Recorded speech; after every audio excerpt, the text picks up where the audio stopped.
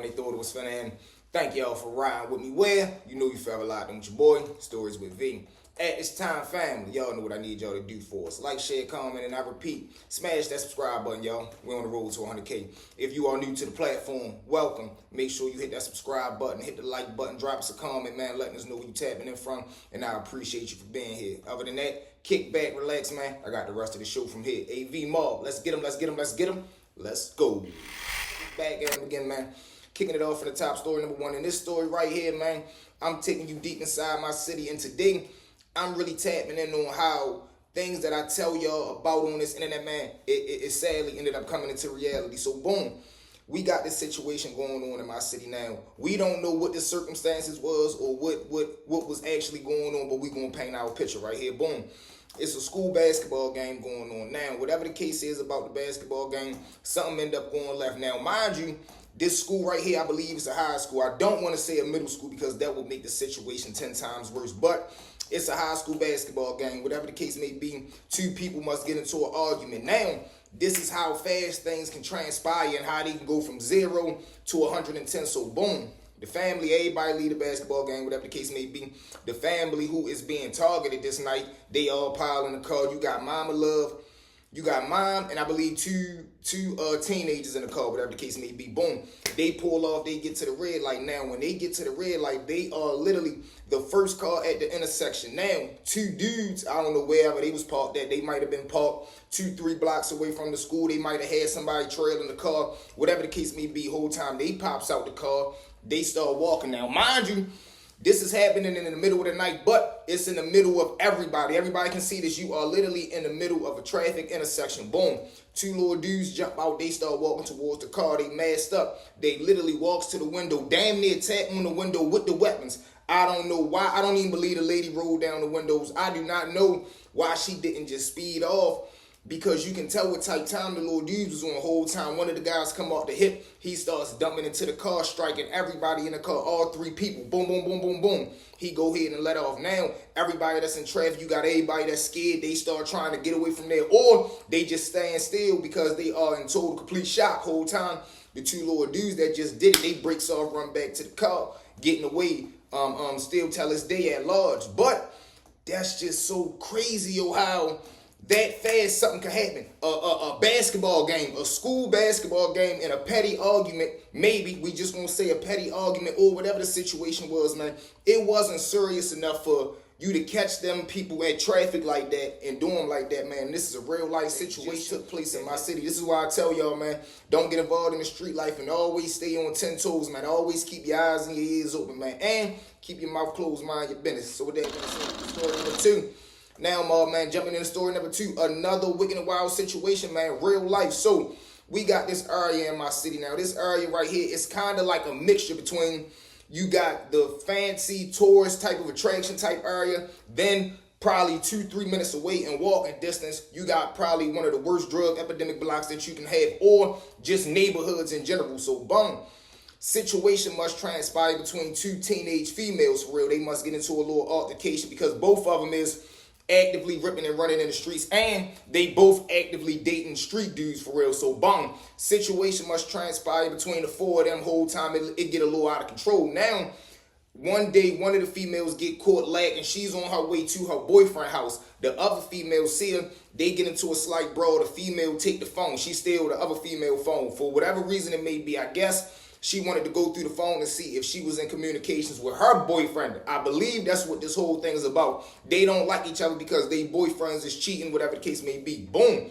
Whole time she steal the phone, she get up out of there. The broad, the little girl who just got her phone took, she feel like she defenseless. She ain't really got nobody to go to. She go home and tell her mother. Now, when she tell her mother is a also active person in the street. And she running around with dudes who they not doing no plan. They head tapping. Bum.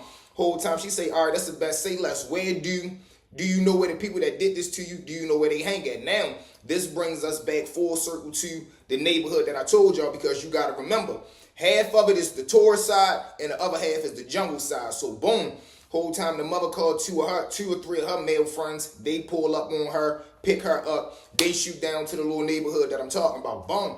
They get down there. They start spinning around the blocks. They can't find nobody. So boom, soon as they leave, it's like a little intersection that you can jump on to start going back to where they live at. Whole time they spin the block one more time, they ends up seeing a group of a group of people stepping out of the local 7-Eleven. Boom, they step out.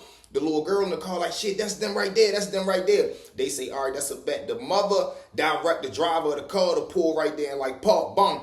Driver pull up, park. All of them jump out the car. So boom, they walks down. The mother see the little girl who did whatever she did to her daughter. She approaches her. They get into a little dispute. She takes the phone. After that, it's some dudes out there that's in the store. They start coming outside because they can see it's a woman getting into it with one of their peoples, and they see it's like 3 or 4 men right there, and they try to see what's going on. Now, the little dudes that's walking outside of the store, they active gang members, so they supposed to be on nonsense, quote unquote. Bung, they come outside, they start getting into it with the little dudes. Now, by this time, the mother, she done already got the phone back, so she got the phone in her hand trying to put it in her pocket. The little broad is trying to reach for it to grab her phone back. Whole time, the mother and her, they gets into a brawl. Bang, bang, bang, bang, bang.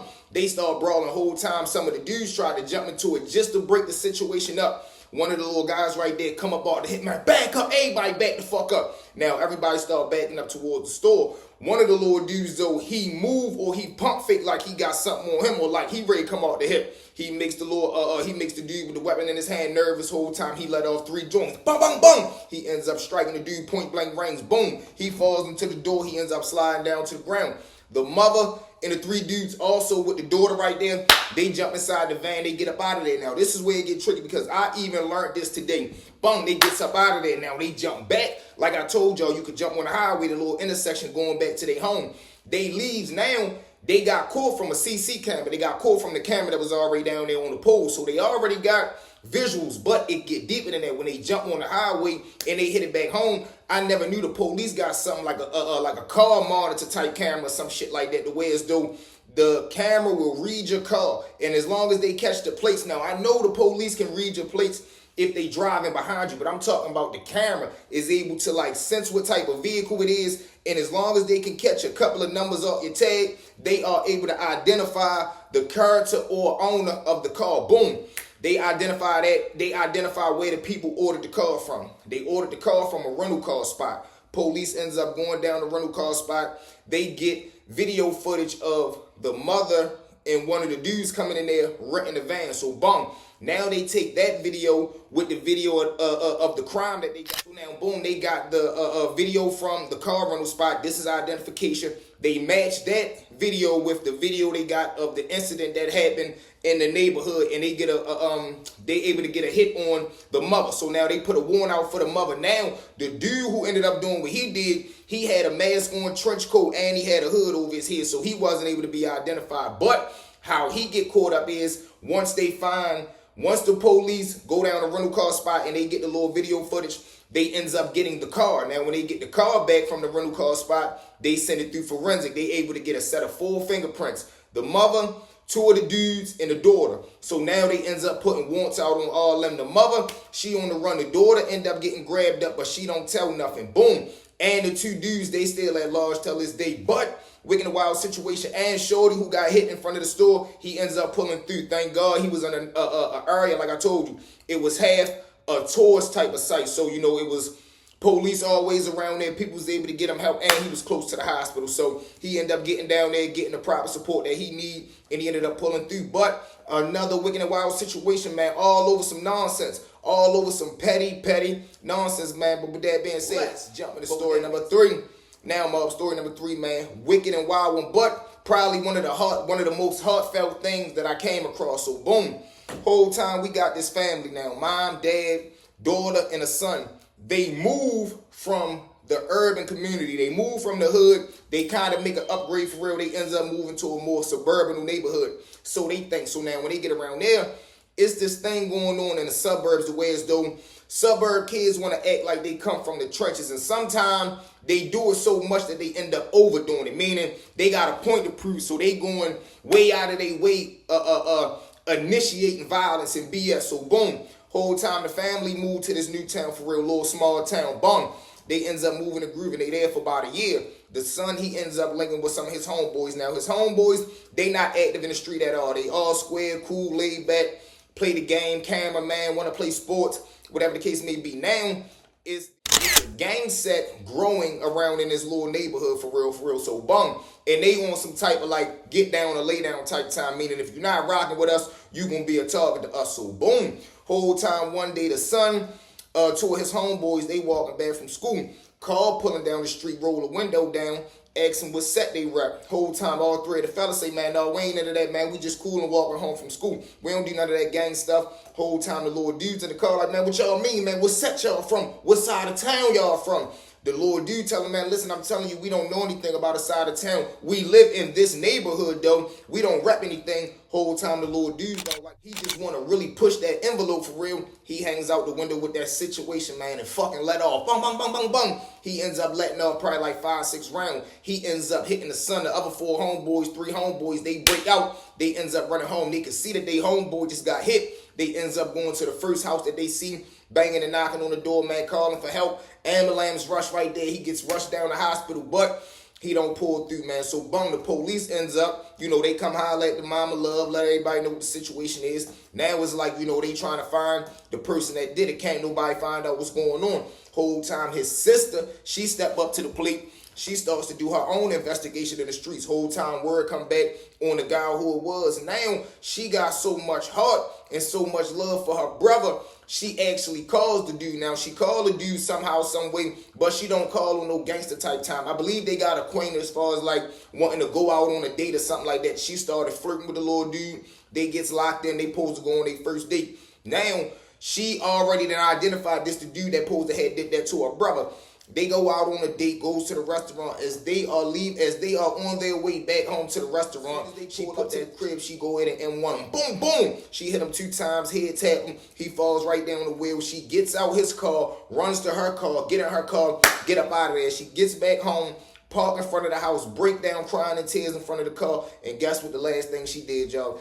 Text her brother. She already knows deceased and no longer here. She texts him one last heartfelt message saying, don't worry, baby bro, I got him. I'm like, but wicked and wild situation, man. Her willing to go all the way out for her brother. And long story short, she ended up getting caught for that because it was DNA forensics all over the place. And once they did end up tracking her down because she was the last person seen with him, it was over, man. You know what I mean? And once Mama Love figured out what was going on, and she got to go down there to bail her daughter out because her daughter did something in revenge for her son, which is her brother. It was a wicked and wild situation, man, and it really hurt. And it really touched me to my heart that his sister was willing to go all the way about that and like that. So, y'all know what it was, man. With that being said, wicked and wild situations. Thank y'all for riding with me. Well, you forever locked in with your boy, man. Stories with V.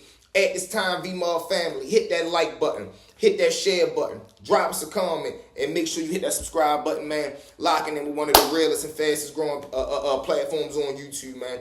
Determined minds, we here to stay. V-Mob, man, we here to shake the game up. 2025, we taking it over, man. Y'all know what it is. I love y'all with everything. Give me a V-Mob. Let's get them, let's get them, let's get them. Let's go!